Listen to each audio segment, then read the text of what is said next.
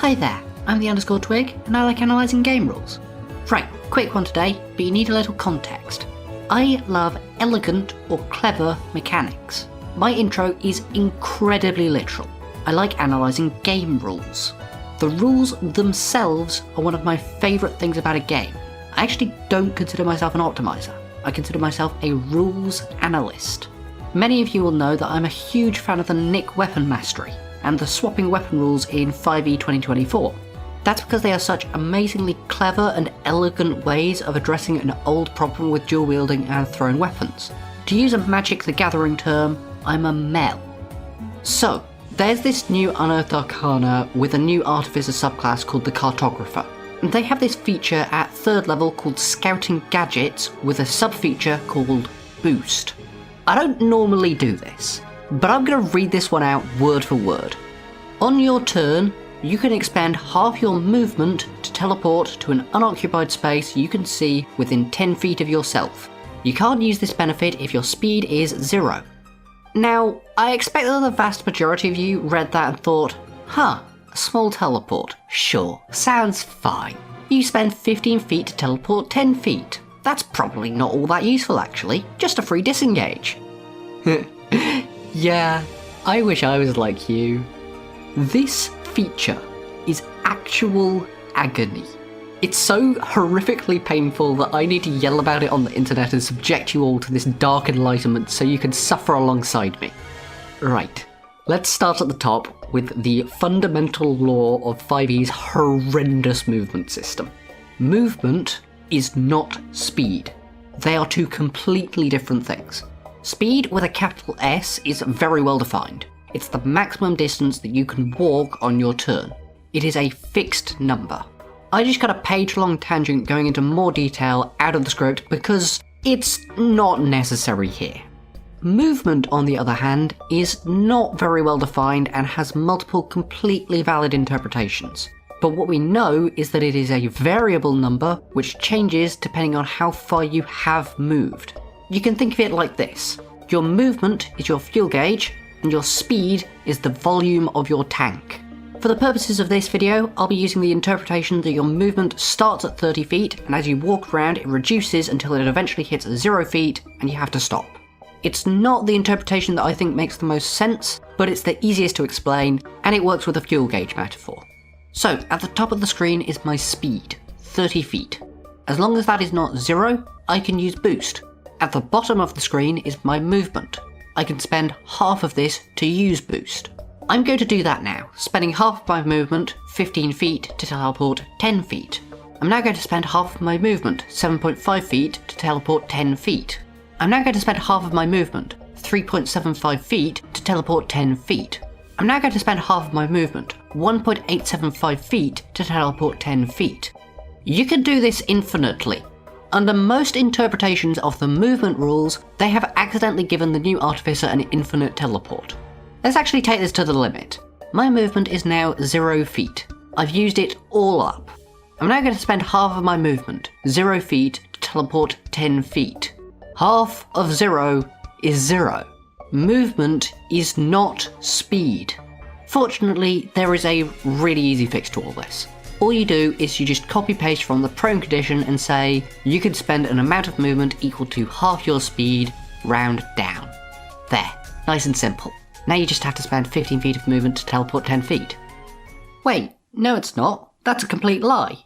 Now I have to deal with the fact that because of haste and rare frost and stuff like that, speed is also secretly a variable number too.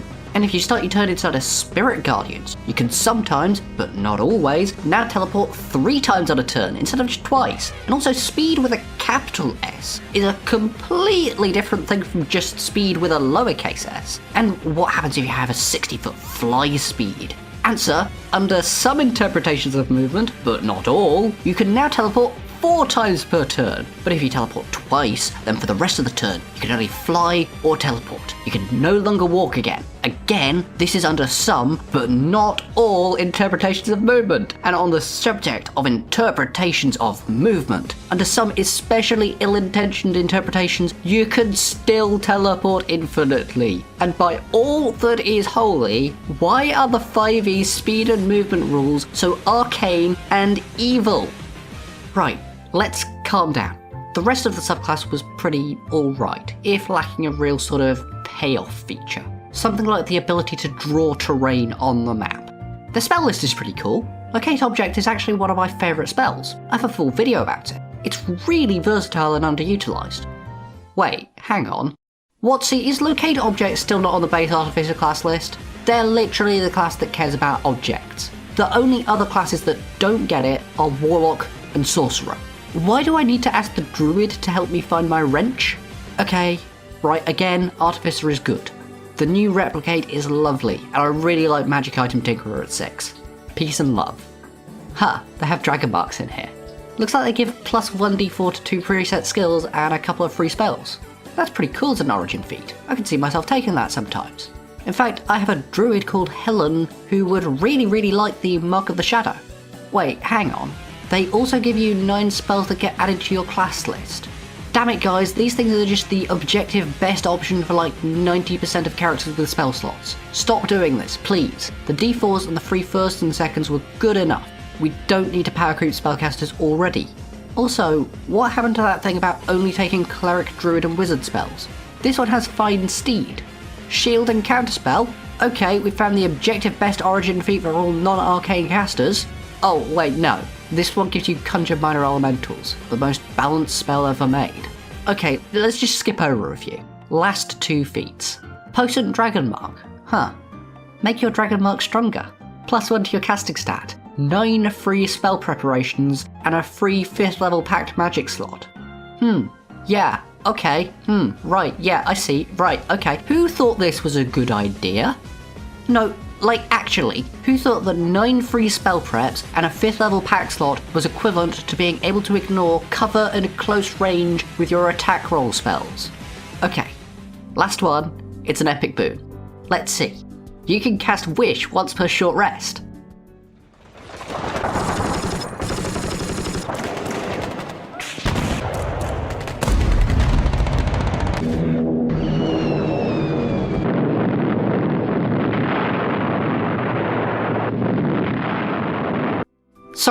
Sorry, that happens sometimes. Goddess of War and all of that, you know the drill.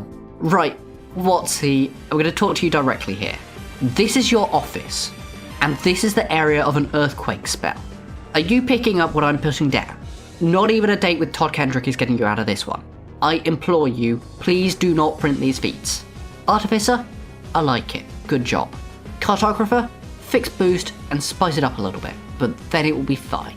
But these feats, all 28 of them, are a no. Right, that was a bit of fun. I don't get to rant like that very often. Why not share this with your friends to let them suffer too? Thanks to my Patreons, especially SK, Mark Rainbow, Biney and Jaleli. For this week's prize, you will get an autolocomotive waste receptacle for glass vials in a large hotel which previously belonged to a beheaded Queen of England. It's Amberlin's Ample Inn's Ampling Ample Bin. Bye!